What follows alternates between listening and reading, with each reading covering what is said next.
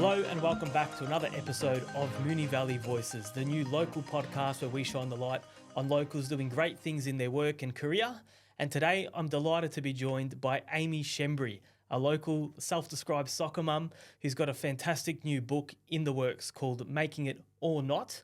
And we're going to learn a bit more about the project and, her connection to the Moonee Valley area. So welcome, Amy. How are you? Hi, good. Thank you. And thank you for having me. It's an honour to be here. Yeah, so obviously a bit of backstory or context, I guess we met through the local soccer club we're both a part of, Essendon Royals. Yes. And it was a parent who actually reached out to me and let me know about your project, Making It or Not. Mm-hmm. And it was sort of, when I heard about it, it was just a project I was personally really excited for, and I was, looking for ways that maybe the club could give you a bit more of a platform to talk about it. And so I thought, what better way to do that than to get you on and give you the opportunity to maybe share a little bit more about it, but also I guess your connection to the area. Obviously, I know you've got a son playing at the Royals, but you were sort of telling me before we started that you sort of grew up in the area too.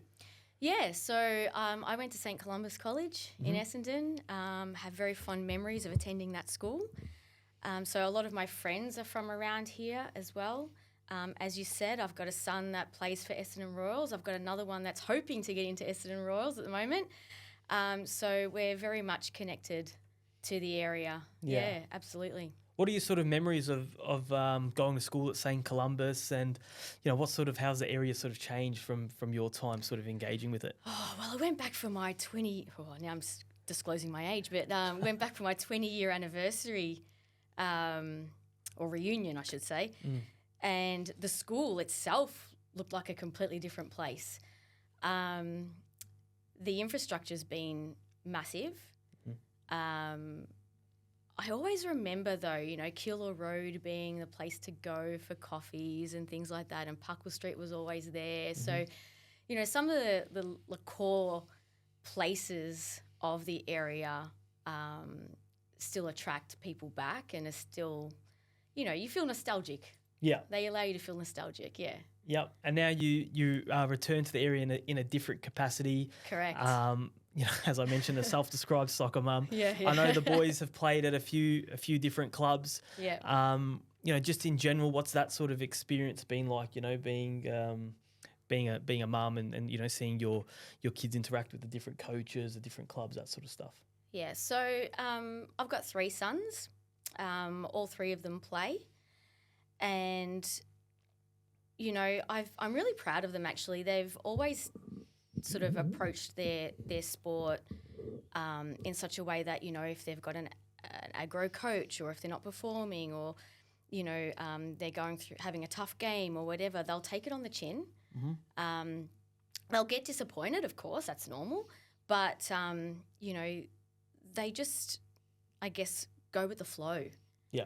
Which I think is really important to do. You can't take criticisms or tough days, on the pitch to heart too much. Yeah. Had you had much exposure to the game? Because I know that, I've sort of grown up in it, but I know that for people who maybe have kids who come into the sport and they've never really been exposed to themselves, it can be sort of quite intimidating. There's, trials from kids as young as 8, which is, crazy. It's sort of it's madness. Born out of the reality, I guess, that clubs have with limited space and so many kids wanting to play. Correct. But there's almost like this element of performance, even from the earliest ages, where it probably should just be more about enjoyment. It's having fun. And having fun, right? Absolutely. How did you sort of manage that? Well, to start off with, I've grown up with it in my entire life. So I think when I was born, I think my dad was still playing. Yep. And my brother was just about to put on his first pair of boots and step out on the pitch for the first time. So I've been going to soccer pitches almost every week all my life. Okay. And although I would say I have vast experience in the sport, it has changed significantly since my kids have started playing. Yeah. Back in the day when my parents were supporting my brother through his soccer journey, there were no such thing as expressions of interest, Yeah. There were no such things as trialing for the A team and the B team or the C team within the same age group. It was simply, we have, for example, an under-12 team, and, if there's a spot, you can join in, and if there's not, maybe try next year, It was not this constant yearly battle to keep your spot in your team. And when you think about it, kids as young as 8, they've spent an entire season with a group of kids. When you're that age, you're making friends, you're building relationships. Yep. You might even be playing with some of the kids you go to school with, right? Because it's you sort of start off within your own community kind of thing.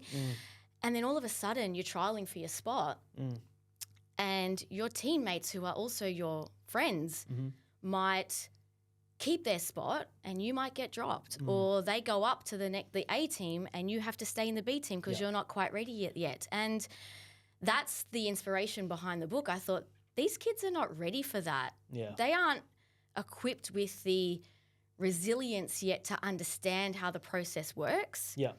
I'm all for building resilience in kids, and sometimes, and more often than not, it's about them experiencing these setbacks for them to build that resilience. But it's scary when there's a lot of other things that might be going on in their lives, and this might be the thing that just tips them over the edge. Yeah, yeah. And sorry, so to delve into your background with the sport, I wasn't totally aware. But who did your dad play for? Who did your brother play for? Oh, so actually, my dad, he's a character.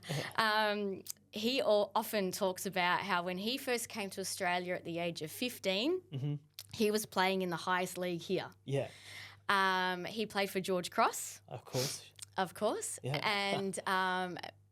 And then my brother obviously started local, but then he ended up at George Cross as well. Okay. Yeah. Oh, fantastic. Yeah. All right. So you've had this experience as a parent. It's sort of given you the fuel, I guess, or inspiration to go and write this book. Tell me a little bit more about, I guess, the specific scenario where you thought there needs to be some extra resources, some extra context for these kids and even these parents and maybe even coaches to understand that, what happens at under 9s, under 10s, or even later in life doesn't necessarily have to define your success on the pitch or off it. Yeah. So it all started, Matt, when one of my sons had been deselected twice in 2 years. The first time he took it quite well. I think he was too young to really get it, grasp what had happened. Plus his older brother had experienced the same thing at the same time. So I guess the two of them, having gone through it together, it didn't sort of have much of an impact. The second time round, his entire team that he'd spent the whole year with had then been selected to move into the Kangaroos League, which is like the A team, I guess. Yep. And he and 2 others did not. And that one he didn't take quite so easily. We had tears. As a parent, hand on heart, I didn't know how to help him, support him. I didn't know what to say. And this sort of went on for a week or close to 2. And I'm lucky that he's the type of child that in the end turned around and said, you know what, Mum, I'll show them. So I guess that setback just put fuel in his belly to prove selectors wrong, and fast forward a few years and he's doing really, really well. Yeah.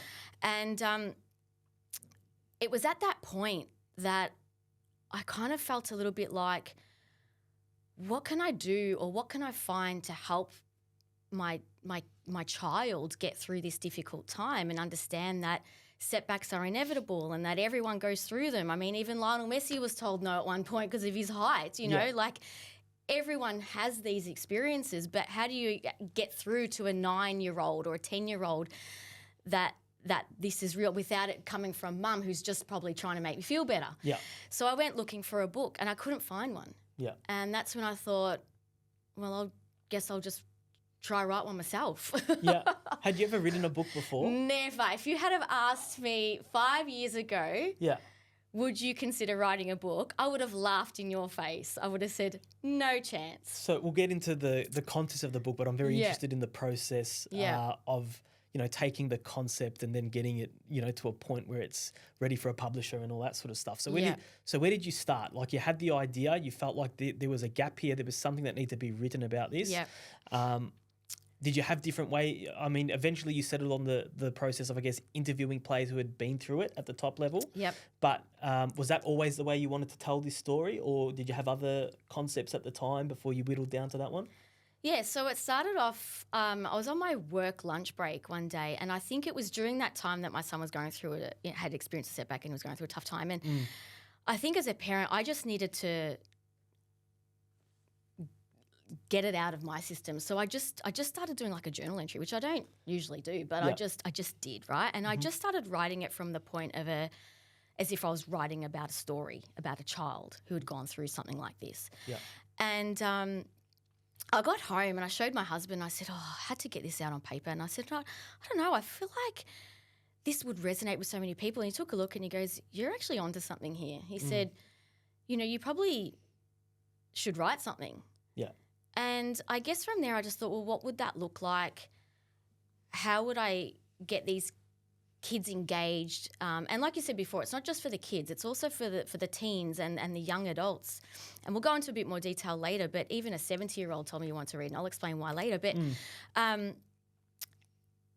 I started to just, I guess, brainstorm what it would look like. And I was lucky in that one of the players in the book was coaching my kids at the time. And I sort of reached out to him and said, hey, what do you think? What if I interviewed you and you could tell us our story? And he actually turned and said, it's about time. Someone needs to write something about this. We need to prepare these kids and the parents for the journey. And it sort of all kicked off from there. Yeah. And so you sort of spoke to that coach. So how many players have you spoken to for this book? And talk us through, I guess, the structure of the book, because you've obviously written it in a particular way. Sure. So there's 7 players. Yep. And a big shout out to them. They're fantastic. So I've got Melissa and Adriana Taranto, Chloe Logarzo, Emily Gielnik, Josh Risdon, Diogo Ferreira, and Callum Nicholas. Yep. Is that 7? No, that's 8. That's 8. Sorry, 8. Can't count. You counted the twins as one, maybe. Oh, yeah, that's what I did. I counted the twins as one. Sorry, girls. That's right.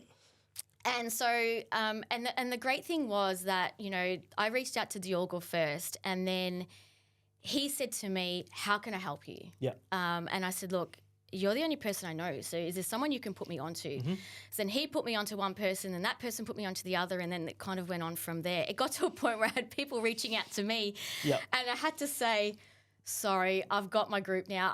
I can't have a book that's 500 pages long because, let's be honest, the kids won't read it. Yeah. It's too long for them. Yeah. But I'm extremely grateful to them anyway. And not one of them said no. As soon as I explained why, I think it resonated with each one of them. Yeah. Maybe deep down, a lot of them thought, well, geez, I wish I had this when I was growing up. Actually, Josh Risdon says that, explicitly says that. So... yeah, that's how that came about. That's how I got the players involved. It's an incredible cohort of players. Those who maybe aren't familiar with the names, within that group you've got a Socceroo, you've got youth internationals, you've got Matildas, Correct. You've got one guy who was on the books at Liverpool in his youth career. Yeah. So a fantastic, I guess, spectrum of players who, through whatever setbacks did make it at the highest level, and those who didn't quite make it. But so I'm sure they all had very different sort of perspectives on things, or maybe there were some similarities between their experiences as well. How did you sort of go about tying in all the information you got from those interviews and coming up with, I guess, what was the sort of structure that you wanted to present this in? Yeah, so going on to the structure of the book, it's set into different parts. We have junior days, youth days, going pro, life after football. Yep. Then we also have a chapter for parents and how they can best support their kids through their journey. There's also a little bit of information in there to help coaches and help them gain an understanding of how to get the best out of their players. And we also have a psychologist who works in the sports industry provide us with valuable advice that Sure. even I wish I had Yeah. years ago. The book is basically interview transcripts, Yep.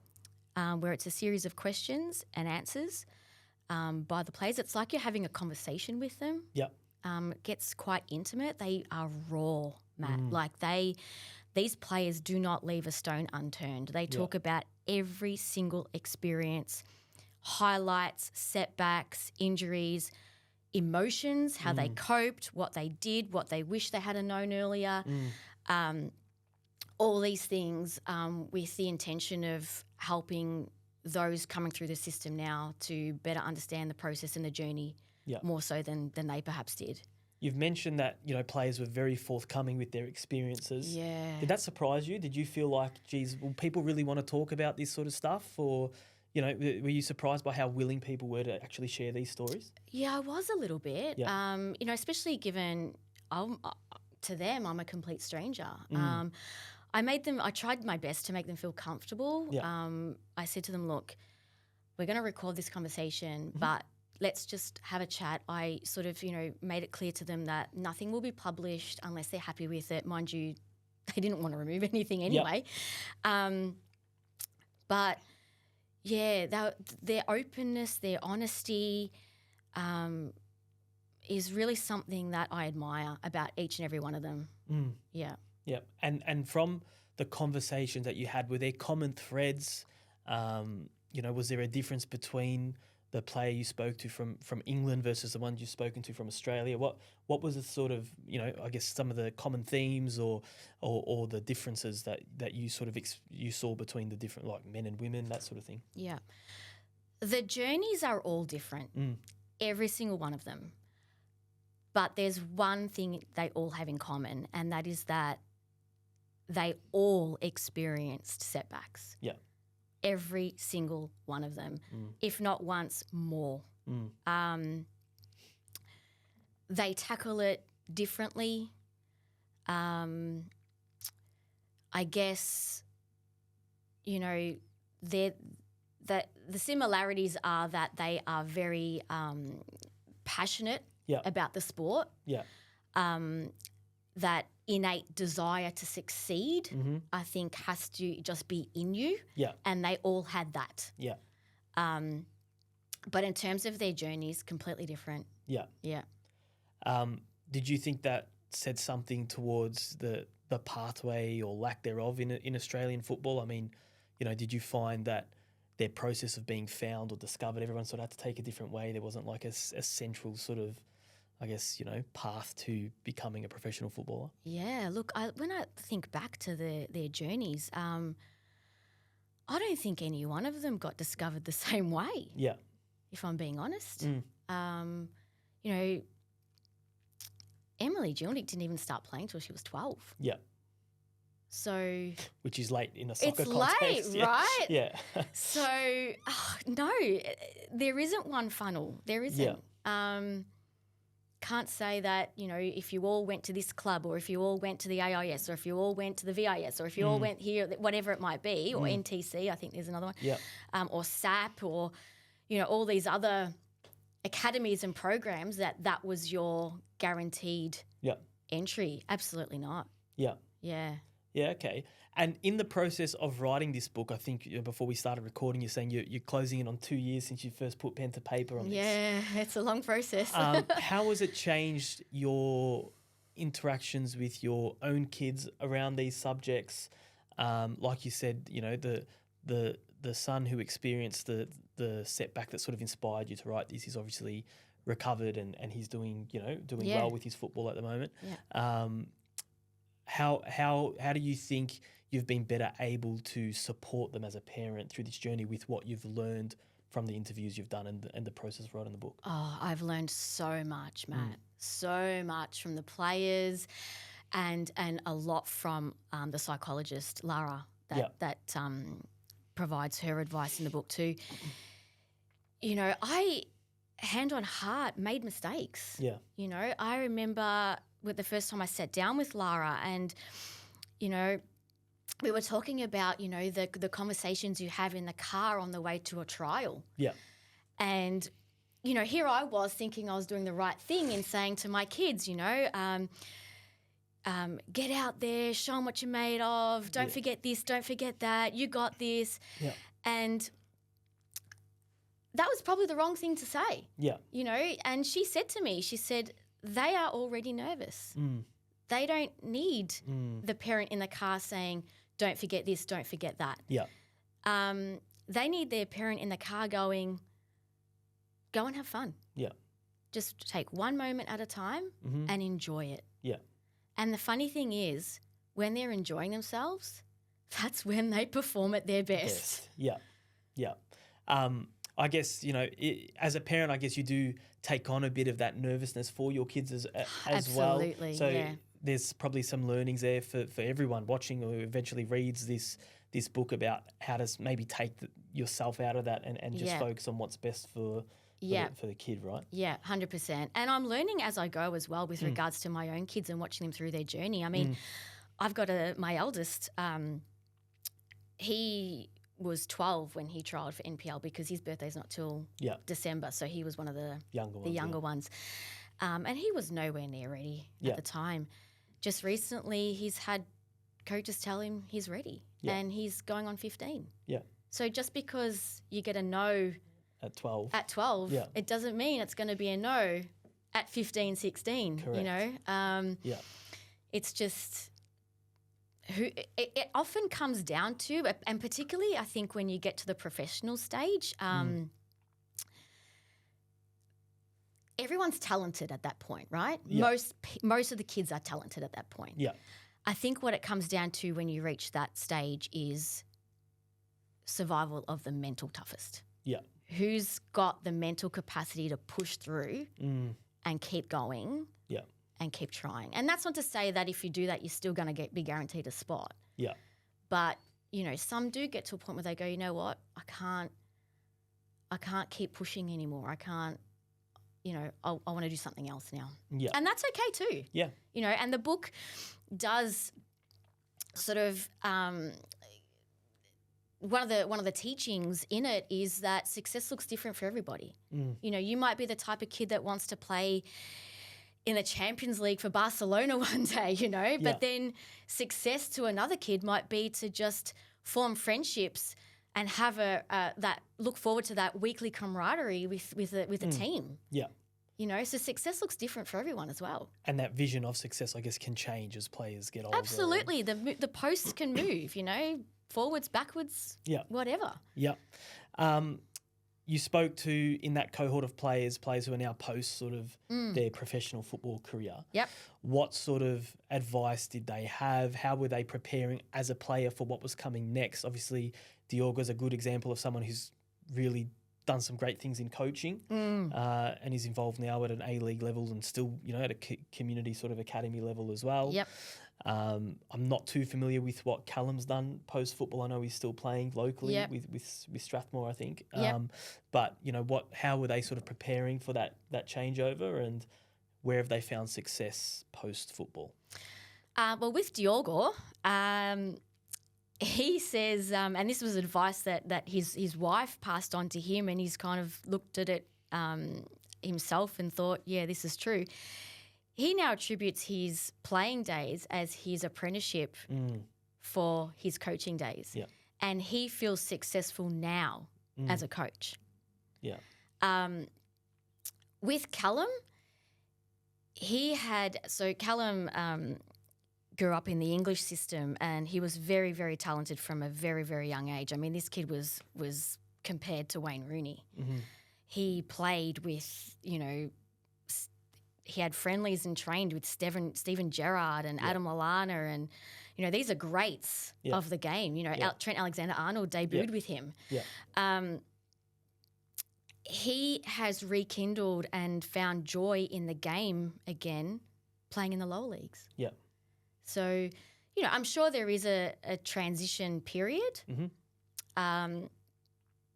You know, that adrenaline that you get on the pitch, you might still seek that in some capacity, even once football has passed or you're moving on to other things. But, you know, Callum says that he still gets that playing in the local semi-pro leagues now. Yeah. You can still get that feeling playing in the lower leagues. Yeah. And then I guess there was some of that group, like maybe an Emily who's getting closer to the end of her professional playing career, maybe even a Josh Risdon as well. What are they doing now to better themselves and prepare themselves for what's to come? Yeah, well, they explain a lot of it in the book, but like Josh is studying. He wants to, I think, go on to be a PE teacher, and that he feels that that's his way of giving back to the sporting industry and to provide support for young kids going into whatever sport they choose to do. Yeah. Really proud of him for doing that. And Emily, I mean, I don't know if you've noticed, but Emily and Chloe are on the Celebrity Amazing Race at the moment. Yeah. So building the brand. They're kicking goals in building their brand. They've got their Future Baller Clinic up and running. So, you know, I encourage any girl who loves the game to get out there and be part of that clinic. You know, they're already preparing on how they want to, what they want their, I guess, career to look like after football now. Yeah. And obviously this is a book that's been written from a more of a football, soccer perspective, but I'm guessing the lessons can be translated to a wide range of, not even sport, any sort of pursuit of excellence. There's always setbacks that come with that, right? Absolutely. Some of us, you know, you may not get that promotion you want. You may not get that house that you want. Hey, you may not even get the partner you want. You know, setbacks, resilience, pushing through the tough times is an important lesson in life, not just in the game. And, you know, I've got kids at school who have parents who speak to me about their kids and the experiences they might be having in basketball or gymnastics. And it's all the same. The messages are transferable definitely to not just other sports, but just in life. Yeah. So the book now, I believe you've got a publisher sort of lined up. Yes, so it's sort of becoming closer to becoming a reality on the shelves. Yeah. How exciting is that for you? That's really exciting. Yeah. Really exciting. I can't wait to actually see the A4 pages in book format. It's been a long time coming. I'm very grateful to Mary Lynn Clogacy from the Literary Lab, who mentored me through the entire writing of the book. And then I've been lucky enough to have Fair Play Publishing reach out and be willing to publish it. Yeah. Fantastic. So we'll finish off with our Valley faves, unless there's anything else you want to tell me about the book before we move to that. But is there anything else that stands out or that maybe we didn't touch on that you'd like to get out there about the book? Actually, there is one thing which I mentioned before I'd come back to, so I think I should do the right thing and come back to it. So while the book is aimed at, you know, anyone from the age of, well, my 11-year-old read it, so from, say, 10 years old through to, you know, 25, I had a 70-year-old man come up to me a few months ago, and he said to me that he hadn't thought about his junior days until he had heard about my book. And he said to me that he wants to read it because he went through some tough times during his junior stage, and he feels like the book would help him, I guess, process what he went through. Now, he's 70, Matt, so how long has he been carrying this for? 50 years, maybe? And that's often the case. A lot of adults can carry some of the rejections they experience when they're younger through the rest of their lives. And so, you know, I encourage anyone who might be listening that this may be resonating with to maybe pick up a copy once it's available, read it, and get yourself some closure. Yeah. No, it certainly sounds like lots of lessons for anyone, whether that's from a football sports perspective or any other part of life where rejection is, you know, a part of moving forward and getting better at something within your chosen field. Will be great to see. So we really look forward to seeing it on the shelves. And yeah, obviously another aspect of these stories that you will have been listening to from the players, it's not all just the dealing with the setbacks. It's obviously the reward of persevering and achieving, great milestones on the journey, whether that's signing your first professional contract, whether it's your first, cap as a Socceroo or a Matilda. Yeah. What were some of the real heartwarming stories that you heard about or learnt from the players? Oh, there's a few, but I'll name a couple actually. So Callum, when he was a kid and got signed with Manchester United for the first time, he talks about that story with a massive smile on his face. And he, when you're reading the book, you go through those emotions, you share those emotions with the players because it's like you're having a conversation with them. Yeah. Josh Risdon talks about the first time that he saw his Socceroos jersey hanging in the changing rooms, and how surreal that felt for him as a young boy who grew up in, small town of Bunbury in Western Australia. Chloe, when she finally got into the World Cup squad, and Emily. So, the excitement that they share in those parts of the books is something that just you can't help but read it. It makes you smile. Yeah, it's like it's you going through it. Yeah. You share it with them. I guess because that's part of it, isn't it? Like when you do have these setbacks, part of that is it does make the reward or the destination that little bit sweeter, doesn't it? Absolutely. So when you're hearing about their journeys and their setbacks, and all of a sudden you read, for example, that they got selected for the World Cup squad. Yeah. You just, you do a little mini somersault. A little fist pump. Yeah. For them. While you're reading it. Yeah. Yeah, no, it's fantastic. Well, we're really looking forward to seeing the book on the shelves. So we'll move into our, I guess, standard end to any episode, which looks at our Valley fave. So as established, you've been in and around the Moonee Valley for a while now. Do you have a favourite local restaurant? Can't go past Damazi. Yeah. One of my kids loves the crocodile meat from there. Yeah. So, it's a big favourite for the family. Is that I haven't been there for a while. Is that a new addition to the menu, or that's been there for a while? No, it's been there for a while. Okay. Yeah. He still brings it up until now. He says, Mum, when are we going to go back to the Mars? You want that crocodile meat? I'm like, geez, when I go buddy. there, I always it's a big menu, and I'm always like, I'll try something. And then I always end up like doing the stone cooking or getting one of the big burgers or something. Yeah. So I'll have to look out for crocodile meat. Yeah. Give it a go, Yeah, give it a try. Very good. Did you have a favourite suburb in the Moonee Valley?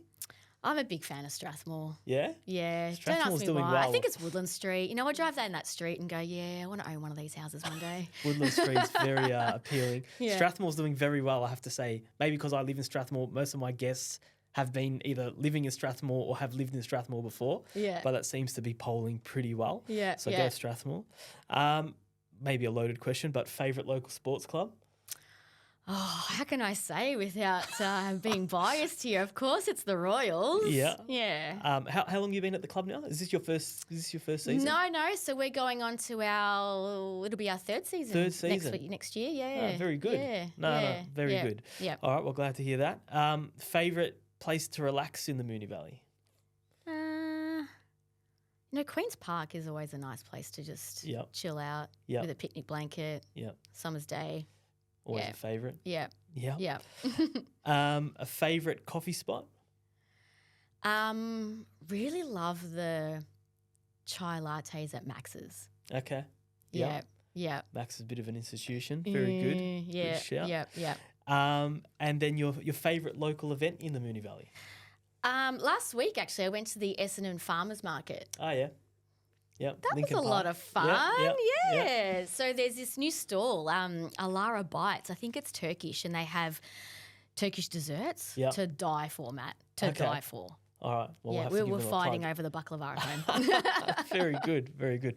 Well, Amy, I just wanted to thank you again for coming on this week and sharing the story about the story and the book that you're writing. I think it's my pleasure. Really important project. And again, as someone who has been involved in the game for a while and has to sort of see that the struggles that clubs go to and the tough decisions that sometimes have to be made when there's a lack of space. Yep. I think that it's very important that there are resources for parents, for kids, and lessons from those who have been there and done it better prepare them for those moments, but also to give them that, like we touched on, that sense of what can be achieved if you stick with it, and I guess the gratification that can come with ultimate success in that space. So well done, thank you. And where can people learn more about the book and the project? There's a website, makingitornot.com, where I will notify everyone once the book is released. We're looking at a launch in January next year. Yep.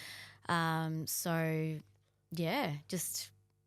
Well, I know Benita from Fair Play will organise a great launch for the book. I hope so. So when we find out when that's happening, we'll be sure to help you promote that and share that through here, through the club, all that sort of stuff. Amazing. So, thank you. I really appreciate it. Thanks for your time, Matt. Fantastic. Well, thank you for watching another episode of Moonee Valley Voices. If you're a local with a great story, maybe you coach one of the local clubs, maybe you've got a local business you want to tell us about, please reach out, matt@contenthype.com.au, and we'll see you next week for another episode.